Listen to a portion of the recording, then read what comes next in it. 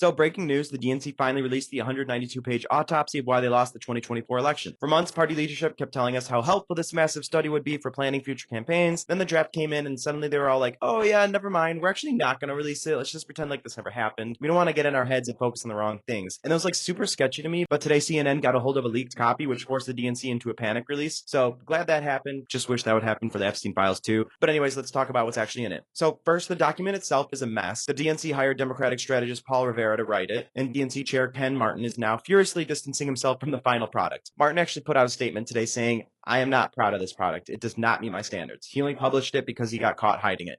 That is not accountability. That is a document escaping. The 50,000-word report is unfinished. The executive summary is blank. The conclusion is blank. It lists 2 different vote totals for the same candidate in North Carolina. Neither of them are correct. It praises a governor as a model candidate, then later notes he actually underperformed Kamala Harris. Tim Walz, the vice presidential nominee, isn't mentioned once. But here's what did make it in. The report admits Democrats made over 300 million phone calls in 2024, more than any campaign in history, and only 3% of them reached an actual voter. It points out that Republicans ran a year-round, data-driven ground operation, while Democrats showed up at the last minute and over-relied on legacy media. It also actively throws the Biden administration under the bus, claiming the White House failed to protect Harris's image over her 3.5 years as VP, and failed to aggressively fight the border czar narrative. And how does the autopsy explain losing working-class voters? They diagnosed it as a messaging problem. The report claims millions of Americans suffering from job losses and poor healthcare just do not see themselves reflected in the America of the Democratic Party. Not a failure to deliver on healthcare, not wages, not housing. They just need to talk to you differently. I don't know how much I trust that. But finally, here's what didn't make it into the 192 pages. Gaza didn't get mentioned once. Not Israel, not Palestine, 0. This is despite the fact that earlier leaked data showed the administration's handling of the war actively cost them voters. They wrote 50,000 words on why they lost and completely scrubbed a genocide from the record. A party capable of real accountability would have asked harder questions. But this party is protecting relationships, protecting donors, and protecting a potential Harris 2028 run. The incentives all point to one direction: managed retreat. But